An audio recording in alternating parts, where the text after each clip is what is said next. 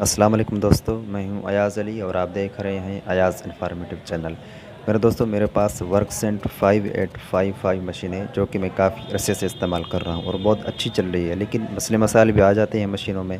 تو اس میں ایک مسئلہ کافی دن پہلے آیا تھا کہ یہ پرنٹنگ بالکل کلیئر نہیں نکال رہی تھی، یا میرے پیپر جو بھی پرنٹ کر رہا تھا وہ سفید نکال رہی تھی یا کلیئر نہیں تھے، یعنی بہت دھیمے تھے۔ تو بعد میں نے اس کا حل نکالا۔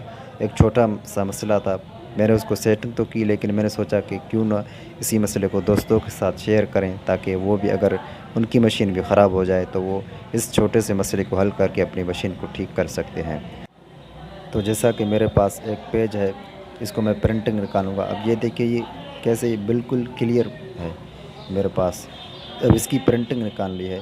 اب اس کی جیسے ہی میں پرنٹنگ نکالوں گا تو وہ کلیئر نہیں نکلے گی، دھیمی نکلے گی، یعنی آدھی پرنٹنگ ہوگی اور بالکل نظر ہی نہیں آ رہیں گے، اس کے جو لیٹر ہوں گے وہ بالکل کلیئر نہیں ہوں گے۔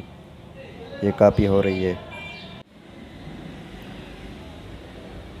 اب یہ کاپی ہو گیا ہے۔ اب یہ پیپر دیکھیں آپ، یہ صحیح کاپی نہیں ہوا، اس کے جو بھی رائٹنگ ہے وہ نظر ہی نہیں آ رہی، یعنی آدھی کاپی ہوئی ہے اور آدھے اس کے لیٹر غائب ہیں۔ تو انشاءاللہ آج ہم اسی مسئلے کو حل کرنے کی کوشش کریں گے۔ اس پیج کو میں ادھر رکھ دیتا ہوں۔ اب آپ اس مشین کا آگے والا کور ہے وہ کھول دیں،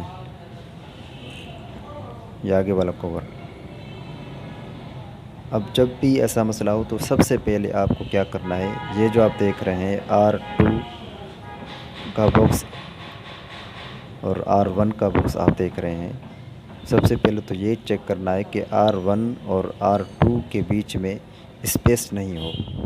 یہ مسئلہ تب ہوتا ہے جب تھوڑی سی بھی اگر اسپیس ہوگی تو آپ کی کاپی کبھی بھی کلیئر نہیں نکلے گی۔ اب کون سی اسپیس ہے میں آپ کو دکھا دیتا ہوں۔ جیسا کہ لائٹ میں نے اپنی موبائل کی آن کی ہے۔ اب یہ جو آپ کو یہ ویل نظر آ رہا ہے، اس ویل اور لال والے برش کے بیچ میں جو یہ اسپیس آپ کو نظر آ رہی ہے، یہی مسئلہ ہے پرنٹنگ کا۔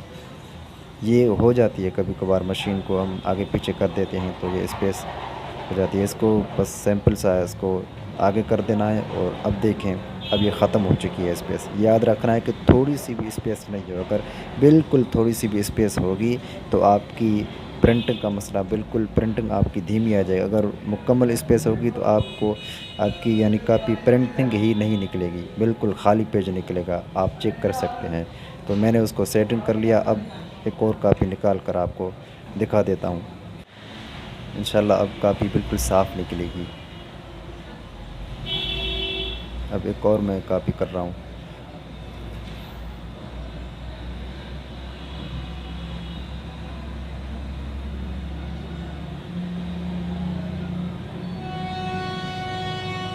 یہ کاپی ہو رہی ہے۔